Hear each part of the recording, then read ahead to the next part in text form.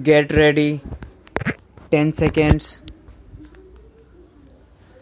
5 seconds. Start. Sir, 1987 has been a year of persistent challenge and of determined response by the government. It has been a year of achievement in the face of great difficulties. Some difficulties were caused by disruptive forces within the country, some difficulties by disruptive forces inspired from abroad, and some difficulties were caused by the weather. When in 1966-67 Indira launched the Green Revolution, she too was faced with similar difficulties, weather difficulties. It was her farsightedness that has given our economy the strength and resilience with which it has met the present crisis, with which we have been able to meet the present crisis entirely through our efforts and our endeavor. We have not carried the begging bowl to anyone. We have not compromised on our freedom of action. At that time, Indiraji's strategy was opposed by many experts and technicians. It was opposed by certain myopic elements in the opposite benches. Indiraji prevailed because of her faith in the efforts of our Kisans, because of her confidence in the ability of our scientists, because of her trust in the performance of our extension workers. She assured farmers of the required inputs at reasonable prices, despite the burden of subsiding on our economy. She gave the farmers remunerative prices as the cardinal principle of the new strategy.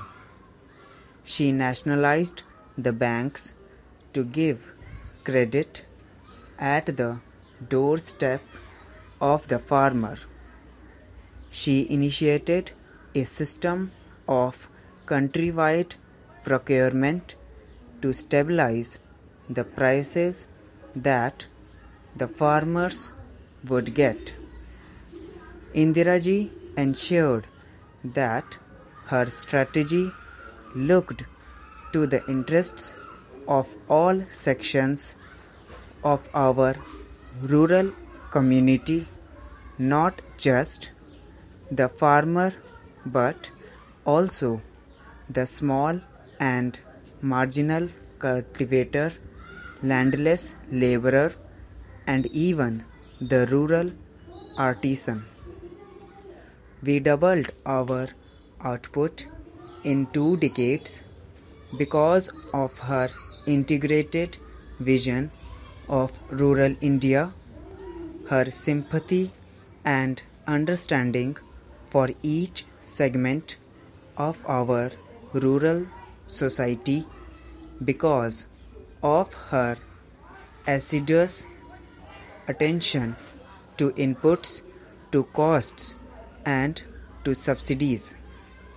Today, after 4 years of bad monsoon, 2 years of poor rains, followed by 2 years of severe drought, we can hold our heads high and look to the future with confidence, because Indiraji laid the foundations which were sure, sound and secure.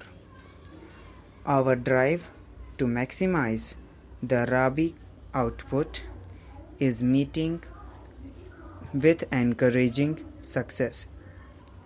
We hope to limit the shortfall to 10%, but the problem is not entirely over. During this past year, we have done much to mitigate the distress of drought. Relief programs have been handled efficiently by and large by all the states. The ceiling of assistance has been put at the high level of rupees 1400 crore, with almost half of it earmarked for Gujarat and Rajasthan, as they were the most severely hit. Surcharges on taxes have been used so that the burden does not fall on the poor, and only the rich have borne this burden. Using food grain buffer stocks, we have launched programs to generate employment, to build assets, to cushion against future droughts. Through worthwhile relief schemes, we have ensured that expenditure on relief became expenditure on development. We have rushed fodder from areas of surplus to areas of scarcity.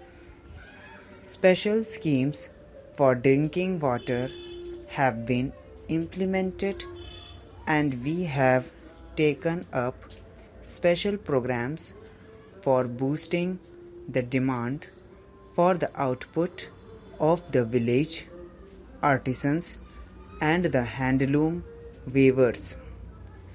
This is especially important because these are sections who normally get left out, and they face very severe consequences of the side effects of a drought. The genesis of the Green Revolution was the scientific breakthrough which brought in new hybrid seeds. It was also a complete package of inputs to the irrigated land, leading to self-sufficiency in food grains. We must now ensure that there is no leveling off of our food grains production.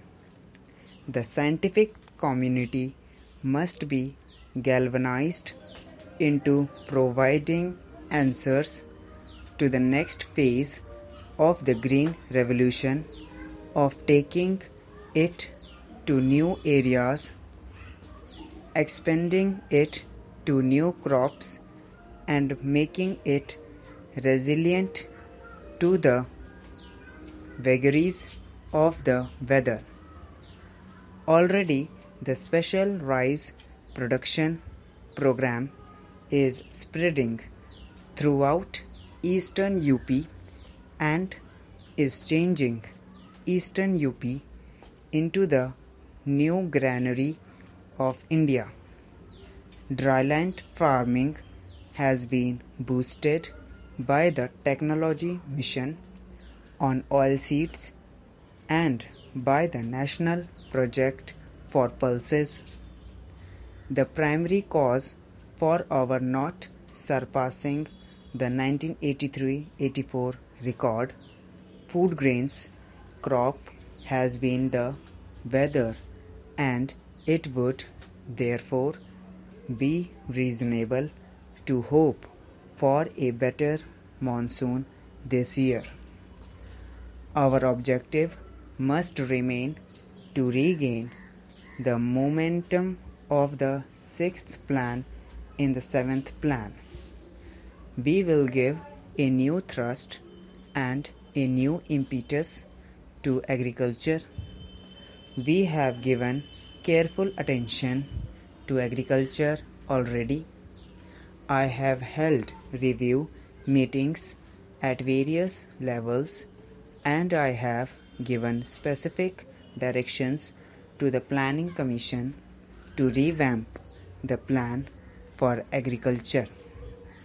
I have instructed them to reorder the priorities to give agriculture the highest importance. I have asked them to furnish a detailed district-wise crop plan for the coming season.